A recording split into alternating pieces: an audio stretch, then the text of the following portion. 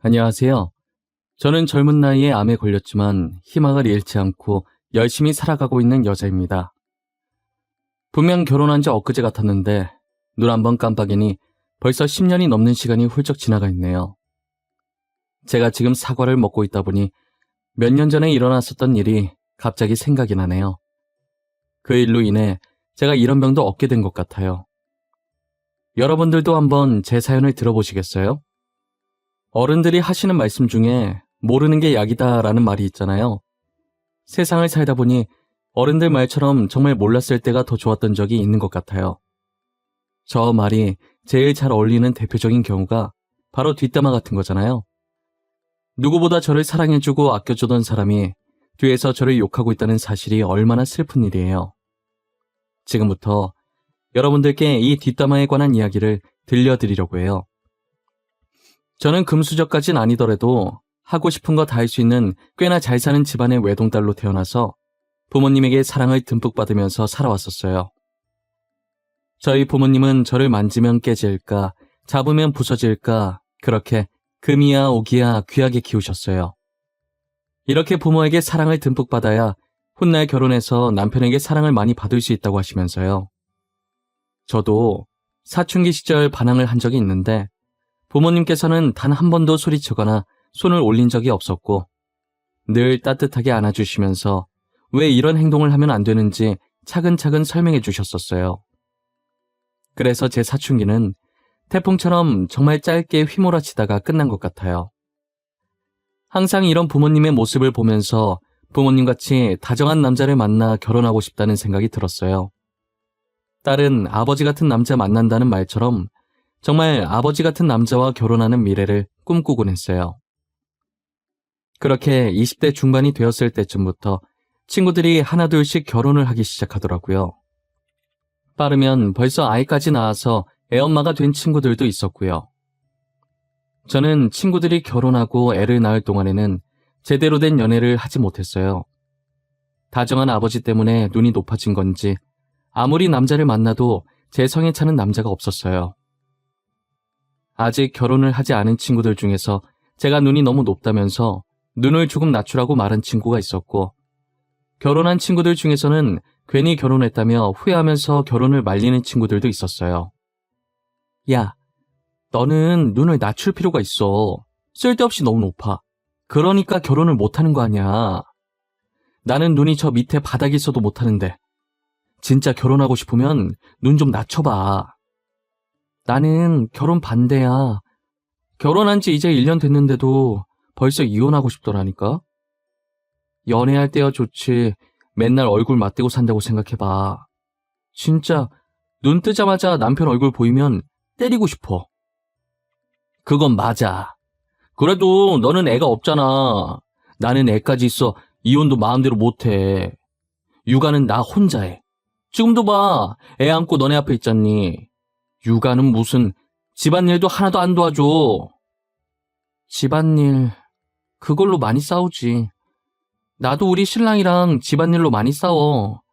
결혼 전에는 내 손에 물 한 방울 안 묻히게 한다더니 지금은 나보고 별 따오라고 한다니까. 야, 너네 얘기 들으니까 나까지 결혼 안 하고 싶어진다. 결혼은 현실이라고 하더니 그 말 틀린 거 하나 없나 보네. 주변 사람들한테 저런 말들을 듣다 보니 굳이 결혼을 해야 하나 싶은 생각도 들었어요. 그렇다고 비혼주의로 살자니 나중에 늙었을 때 남편이랑 자식들 없이 혼자서 너무 외로울 것 같았어요. 혹시나 제가 혼자 있다가 집에서 다치거나 죽었는데 아무도 모르고 그렇게 쓸쓸히 잊혀지면 어떡해요. 아주 잠깐 상상만 해도 끔찍하고 서러웠어요. 그렇게 혼자서 결혼을 해야 할지 말아야 할지 고민하고 있을 때 운명 같은 남자를 만나게 되었어요. 제가 회사에 입사한 지 얼마 지나지 않아서 남자 직원 한 명이 저희 회사로 이직을 한 거예요. 다들 잘생겼다고 호응하는데 외향적으로는 제 이상형이 아니었기 때문에 처음엔 아무 관심이 없었어요. 제가 강아지상을 되게 좋아하는데 그 직원은 고양이상으로 인상이 날카로웠거든요. 낯가리는 건지 웃지도 않고 굳은 표정으로 일관하길래 첫인상이 좋은 편은 아니었어요. 한동안은 제게 수많은 직원들 중 한 사람, 그 이상도 그 이하도 아닌 존재였어요. 그러다 그 사람과 같이 프로젝트를 하나 하게 되면서 친해지게 되었죠. 친해지고 나니 웃음이 정말 많은 사람이었다는 걸 알게 되었어요. 사소한 거에도 잘 웃어주고 썰렁한 개그를 해도 그 사람이 무안할까봐 배꼽 잡고 웃어주더라고요.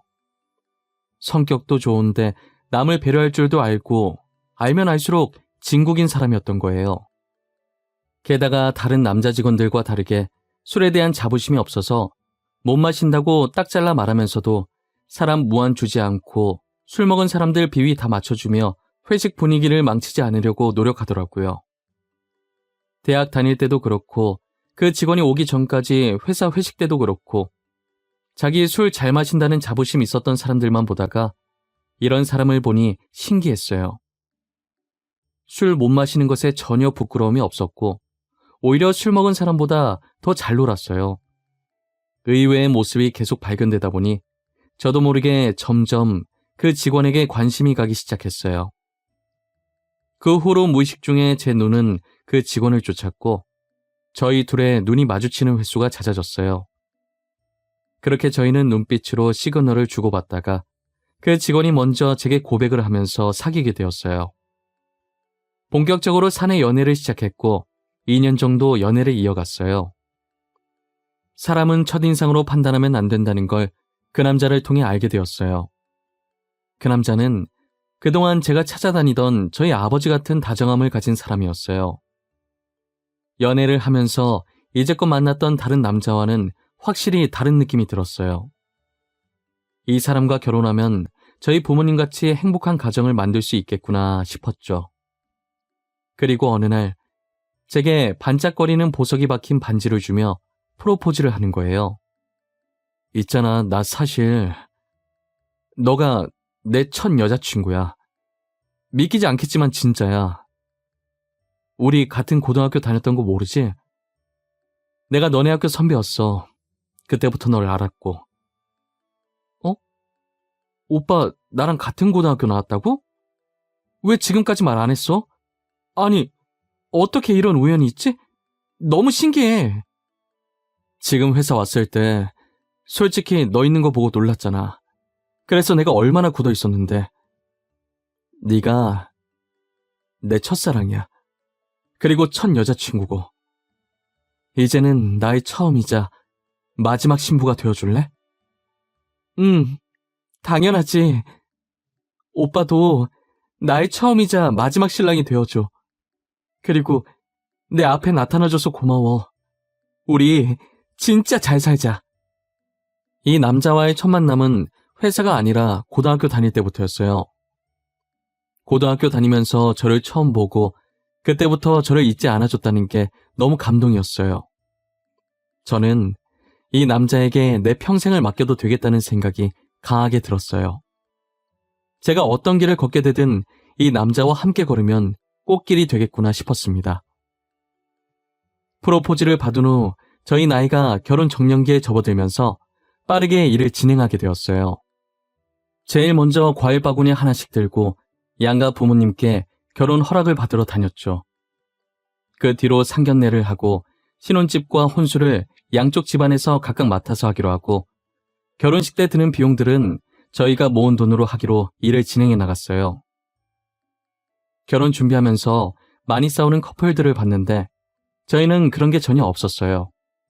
사소한 것 하나까지도 서로 의논하고 둘 의견의 중앙점을 맞추려고 노력했어요. 결혼식의 주인공은 신부라며 배려심 깊은 남편 덕분에 거의 제 의견에 맞추긴 했지만요. 결혼 후에도 남편은 연애할 때와 변함없이 배려심이 깊었어요. 남편만큼이나 저희 시부모님도 되게 성격이 좋으신 분들이었어요. 주변에서 시부모님과 마찰을 빚는 경우를 많이 봤는데 저는 그런 거 하나도 없었어요. 저를 친딸처럼 아껴주셔서 오히려 제 발로 시댁에 찾아가는 경우가 많았거든요. 제가 시댁에 가면 두 팔 벌려 안아주시는 건 기본이고 늘 제가 좋아하는 음식을 준비해 놓으세요. 집에 갈 때도 빈손으로 가는 거 아니라며 양손 가득 바리바리 싸주시고요. 제 얘기를 들은 주변 친구들은 결혼 정말 잘했다고 남편도 다정한데 어떻게 시부모까지 다정하시냐고 부럽다면서 자기 남편과 시댁을 비교하기 바빴어요. 저도 친구들 반응에 괜히 우쭐거려지면서 결혼을 잘했다는 생각을 했어요. 저는 시어머니께서 정말 좋으신 분이라 같이 팔짱 끼고 쇼핑을 다닐 정도로 친해요. 지나가는 사람들이 시어머니와 며느리가 아니라 엄마와 딸 같다며 사이 좋아서 좋겠다고 부러워하셨죠. 어디 나갔다 오시면 꼭 무언가를 하나씩 사들고 와서 제 생각나서 샀다면서 선물로 주세요. 저는 시어머니께서 그럴 때마다 굳이 안 사오셔도 된다고 말씀드렸어요. 아유, 우리 어머님 또 이런 거 사오셨네. 안 사오셔도 된다니까. 매번 죄송하게 왜 이런 걸 사오고 그러세요? 다음부터는 그냥 빈손으로 오세요. 내가 좋아서 사는 거야. 우리 며느리 너무 이뻐서. 시애미 마음인데 안 받아줄 거야? 안 받아주면 서운할 것 같은데. 저 진짜 이번에 마지막으로 받는 거예요. 다음부턴 절대 사오지 마세요. 그 돈으로 어머님이 좋아하시는 거 사세요. 저는 진짜 괜찮아요. 알겠죠? 알겠어. 다음부터는 안 사올게. 근데 이건 너가 입으면 정말 잘 어울릴 것 같더라고. 보자마자 네 거다 싶은데 어떻게 안 사? 누가 살까봐 냉큼 내가 사왔지. 하여튼 못 말려요. 어머님처럼 며느리 잘생기는 시어머니는 없을 거예요. 저 정말 전생에 나라를 구했나 봐요. 어머님 같은 분을 만나고 말이에요. 어머, 얘 말 이쁘게 하는 거 봐. 너 일부러 나 기분 좋게 하려고 그러는 거지? 그런 거면 성공이네. 아, 맞다. 너 집 가기 전에 저 통 들고 가. 내가 너 좋아하는 간장게장 만들어놨어. 이렇게 제가 시댁만 갔다 하면 시어머니께서는 저를 빈손으로 보내는 일이 없으셨어요. 하나밖에 없는 며느리 뭐라도 하나 더 줄 것 없나 찾기 바쁘신 분이셨어요. 저는 그런 시어머니를 저희 어머니만큼이나 아끼고 좋아했었어요. 하지만 한없이 다정하고 며느리를 챙기던 시어머니에게도 감춰진 얼굴이 있더라고요. 시어머니께서 평소 사과를 잘 드시는데 꿀사과를 팔길래 사들고 시댁에 찾았어요.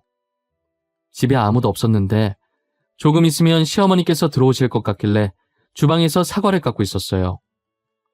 제 예상대로 시어머니께서는 얼마 지나지 않아서 집에 들어오셨고 제가 주방에서 오셨냐고 말했지만 전화를 받으면서 들어오셔서 제 말을 듣지 못하신 듯 하셨어요. 거실 소파에 앉아서 계속 통화를 하시길래 깎은 사과를 들고 거실 쪽으로 향했어요. 그런데 시어머니께서 친구분과 통화하시는 내용이 심상치 않더라고요. 친구분의 말이 끝나고 시어머니께서 말을 하시는데 저는 듣고 거실로 가던 발을 멈췄어요. 니네 며느리는 그래도 양반이야. 솔직한 게 얼마나 좋아. 우리 며느리는 에휴, 나한테 잘 보이려고 얼마나 알랑방귀를 끼는지 말도 마. 그래도 전에 봤을 때 애교가 되게 많아 보이던데. 우리 며느리처럼 따박따박 말대꾸하는 것보단 애교 많은 게 천배 낫지. 다 시애미한테 잘 보이려고 연기하는 거지. 가식적인 기집애야. 내가 요즘 며느리 무섭다고 해서 얼마나 눈치 보는 줄 아니? 맞아. 진짜 옛날이랑은 비교도 못하지. 우리 때는 누가 시애미한테 대들어. 말 대답하는 순간 바로 뺨 날라가지. 그래도 돈 잘 버니 용돈은 두둑이 주더라. 가방도 하나 사주고. 며느리한테 가방을 받았어? 나는 며느리한테 해다 바치기 바쁜데 너는 복 받았네. 아니, 내가 사주면 돌아오는 게 있어야 하는데 용돈 말곤 주는 게 없어. 이게 말이 되니? 저는 시어머니 말을 듣다가 제 욕인 걸 알고 충격받아서 들고 있던 접시를 떨어뜨렸어요. 접시 떨어지는 소리에 시어머니는 깜짝 놀라서 소리 들리는 쪽으로 고개를 돌리더니 저를 발견하고 귀신이라도 본 사람처럼 소리를 지르더니 통화를 종료하더라고요. 방금 뭐였냐고 당장이라도 따지고 들고 싶었지만 이 상황이 너무 황당해서 말도 안 나왔어요. 시어머니도 황당해서 아무 말도 못하고 있길래 주방에 들어와 가방을 챙겨서 그대로 나와버렸어요. 저는 집에 가서 남편에게 시댁에 있었던 일을 말해줬지만 남편은 믿지를 못했어요. 그럴 만도 한 게 그동안 시어머니와 제 사이가 너무 친해 보였거든요. 그렇게 저를 챙기던 시어머니가 갑자기 제 뒷담을 했다고 하는데 어떻게 믿을 수 있겠어요? 직접 들은 당사자인 저도 믿고 싶지 않은데 말이죠. 남편은 시어머니께 전화해서 진짜 그랬냐고 따지고 들었고 시어머니는 곳에 일렀냐며 소리쳤어요. 시어머니께 확인 사살 당하니 남편도 저 못지않게 황당해 하더라고요. 남편은 도대체 시어머니가 왜 저러는지 이해가 안 간다고 미안하다고 대신 사과를 했어요. 앞으로 시어머니를 어떻게 봐야 할지 모르겠다고 했더니 남편도 난감해 하더라고요. 시어머니께서는 이젠 들킨 김에 대놓고 저를 구박하기로 마음먹은 건지 가족들이 있든 말든 자기 할 말만 하기 시작했어요. 이제 너도 다 아니까 연기는 치워치우마. 전에 들었지? 다른 며느리들은 시애미한테 가방도 사주고 한다는데 너는 뭐하니? 아이고 유치해라. 당신은 나이가 몇 갠데 며느리한테 가방 타령이야. 다른 며느리는 무슨 가방을 사줬다던? 그 깎가방 내가 사줄게. 당신은 끼어들지 마세요. 내가 그동안 쟤한테 해준 게 얼만데. 그리고 용돈도 다른 집 며느리는 매달 100만 원씩 준다던데 우리는 겨우 30이 뭐니 30이. 우리가 돈을 안 버는 것도 아니고 아직 내가 돈 버는데 무슨 용돈 타령이야. 30만 원도 많구만. 별걸로 다 시비네 이 할망구는. 아가, 내가 미안하다. 바쁜 애 잡아놓고 이러고 있네. 시어머니는 저를 시댁으로 불러서 매번 이렇게 유치하게 선물 타령, 용돈 타령을 하셨어요. 그럴 때마다 시아버지께서 시어머니 말에 딴지를 걸며 저를 도와주셨고요. 한두 번이면 모르겠는데 정말 시도 때도 없이 시댁으로 호출시켜서 저러셨어요. 집에 가서 남편한테 말하면 한두 번은 시어머니한테 화내다가 이젠 신경도 안 쓰는 거예요. 자기가 나서서 고쳐질 거였으면 진작에 고쳐졌을 거라고 아예 포기한 거죠. 선물을 해주고 치우자 싶은 생각에 선물 사드리면 싸가지 없이 선물만 덜렁 보냈다고 화내시는데 도대체 제가 어느 장단에 맞춰야 할지 모르겠더라고요. 어떤 선물을 하든 이것도 싫다 저것도 싫다 하시는데 도대체 뭘 바라시는 건지 감도 안 잡혔어요. 저는 시어머니 때문에 스트레스 받아 하루하루 살이 빠져가기 시작했어요. 그러다 속이 단단히 탈이 났는지 먹기만 하면 다 토해내게 되더라고요. 몸이 갈수록 안 좋아져서 검진을 받게 됐는데 갑상선암 판정을 받은 거예요. 암 판정뿐만 아니라 임신 3주차라는 판정도 받게 됐어요. 환자분, 현재 갑상선암이 꽤 많이 진행되고 있는 상태네요. 당장 혹 제거 수술을 하셔야 하는데 지금 임신까지 한 상태라서 임신 중단을 하고 바로 수술을 하셔야 할 것 같아요. 네? 선생님, 그게 무슨 말씀이세요? 암이라니. 게다가 제가 임신 중이라고요? 임신 3주차네요. 하지만 안타깝게도 아이를 포기하고 지금 당장 수술 날짜를 잡아야 할 것 같아요. 환자분 같은 경우에는 다행히 다른 곳에 전이는 안 된 것 같은데 지금 암 진행 상태가 빠른 편이거든요. 임신 중단 말곤 방법이 없는 건가요? 임신을 한 상태에서 치료는 못하는 건가요? 엄마가 어떻게 아이를 포기해요? 저는 절대 포기 못해요, 선생님. 죄송합니다. 지금 현재 환자분 상태를 봐선 임신 중단밖에 방법이 없어요. 아니면 환자분이 위험해지세요. 다른 곳 전이 안 됐을 때 빨리 혹을 제거해야 해요. 저는 별다른 방법이 없다고 해서 임신 중단을 하고 수술을 진행할 수밖에 없었어요. 남편도 의사 말에 따르자고 아이는 또 가지면 되니까 일단 저부터 살아달라고 부탁하더라고요. 제가 이렇게 혼자 아파서 말라갈 동안 자신이 신경 못 써줘서 미안하다고 아이보다 제가 더 중요하다면서 제발 아이 포기하고 수술 받자고 우는 거예요. 저는 남편 우는 모습에 같이 따라 울면서 알겠다고 그렇게 하겠다고 했죠. 그렇게 저는 혹 제거 수술을 무사히 마치고 회복실로 옮겨졌다가 일반 병실로 갔어요. 의식을 차린 뒤 의사 선생님과 목소리가 잘 나오는지 간단히 테스트를 하고 누워 있었어요. 남편의 손을 잡은 채 가만히 천장을 보면서 눈만 깜빡깜빡 거리고 있었는데 병실 문 여는 소리가 들리더니 시어머니께서 들어오시더라고요. 일어나. 목 수술한 거지 팔이랑 다리 수술한 거 아니잖아. 오늘 제사 있는 거 잊은 거야? 제사 음식 만들어야 하니까 얼른 일어나. 어머니, 진짜 미치신 거예요? 아픈 사람한테 지금 뭘 시키는 거예요? 진짜 왜 그래요? 어머니, 원래 이런 분 아니셨잖아요. 제발 정신 좀 차리세요. 이 사람 수술하고 이제 막 병실에 왔어요. 우리 손주 죽여놓고 뭐 이쁘다고 누워있어. 너 당장 안 일어나? 우리 피덩이 같은 손주 죽이고 너 혼자 사니까 좋니? 어? 좋냐고? 아, 뭐야? 사돈, 지금 아픈 사람 병실에서 이게 뭐하는 짓이에요? 어디서 이렇게 못 배운 티를 내는 거예요? 당신은 사람도 아니야. 이 물도 당신한테 아까워.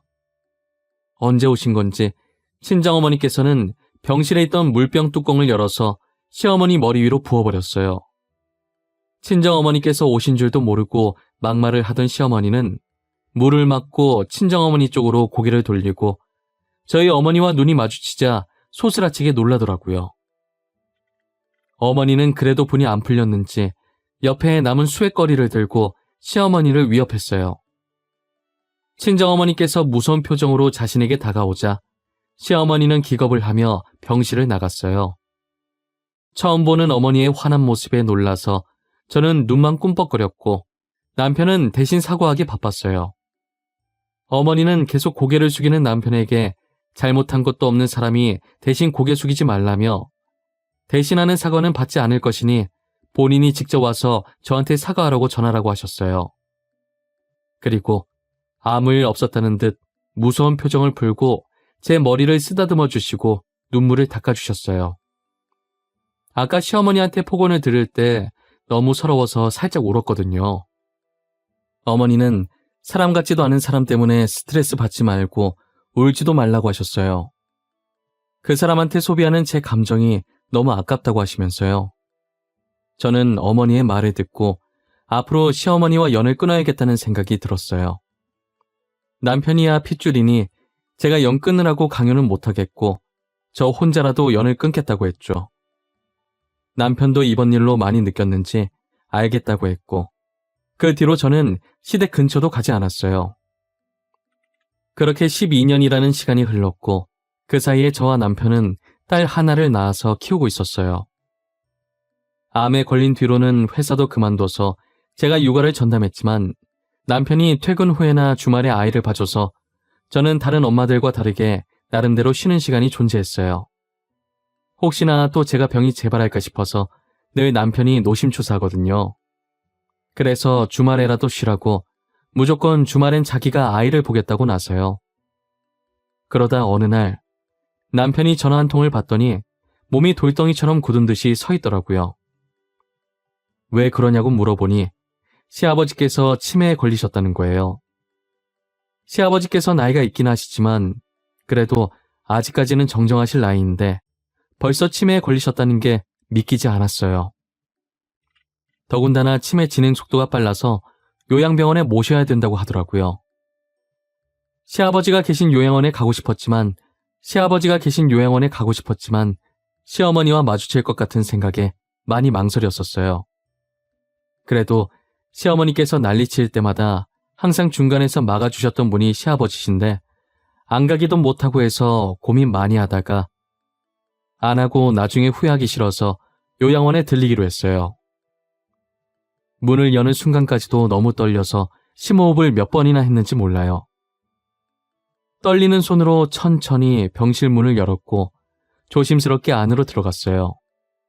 들어가자마자 밥을 안 먹겠다는 시아버지와 밥을 먹이려고 애쓰는 시어머니의 모습이 보이더라고요. 그러다 다가오는 발소리에 투닥거리는 걸 멈추고 두 분 다 제 쪽으로 시선을 돌리셨어요. 시어머니는 흔들리는 눈동자로 저를 쳐다보시길래 살짝 고개 숙여 인사했어요. 12년 만에 마주하게 된 시어머니는 예전보다 많이 야인 모습이었어요. 시아버지는 다행히 저에 대한 기억은 있으신 건지 반가운 듯 활짝 웃으며 오랜만이라고 하셨고요. 두 분을 보는데 저도 모르게 눈물이 나기 시작하더라고요. 시아버지께서는 침대에서 내려와 제게 천천히 다가오시더니 울지 말라고 토닥거려 주시고, 시어머니께서는 몸을 뒤로 돌려 조용히 저와 같이 눈물을 훔치셨어요. 독하게 시댁과의 연을 끊어냈다고 생각했는데 막상 나이 드신 시부모님을 마주하고 보니 여러 가지 감정들이 뒤섞였던 것 같아요. 조용히 눈물을 훔치시던 시어머니께서도 제게 다가와서 활짝 웃으면서 반겨주시더라고요. 와줘서 고맙다고, 진심으로 고맙고 미안하다고 하시면서요. 아가, 고맙다. 이렇게 와줘서 너무 고마워. 이게 얼마만이니 그래. 요즘 뭐하고 지내? 가끔 아들한테 네 안부 듣긴 했다만. 그래도 다행히 잘 지내고 있나 보구나. 어머님, 오랜만에 이렇게 만나 뵙게 되네요. 좋은 일로 만나야 하는데 왜 이렇게 많이 야위셨어요? 밥은 잘 챙겨 드시고 계신 거예요? 잘 챙겨 먹고 있지.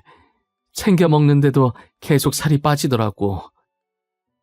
아가, 늦었지만 정말 미안했구나. 나 그동안 반성 많이 했어. 용서받지 못할 짓 한 거 잘 알아. 하지만 꼭 언젠가는 너에게 용서 빌고 싶었다. 저 솔직히 어머님께서 제가 한 말들 아직 머릿속에 그대로 남아있어요. 어제 들은 것처럼 생생하게 기억나요. 어머님의 말과 행동들, 저를 바라보는 시선까지. 내가 정말 죽을 죄를 지었어. 아픈 사람한테 그렇게 말하면 안 되는 것이었는데 나도 지금 생각해보면 그땐 왜 그렇게 못되게 굴었는지 정신이 나갔었던 것 같구나. 시어머니께서는 눈에 눈물을 가득 머금고 제게 사과하고 또 사과했어요.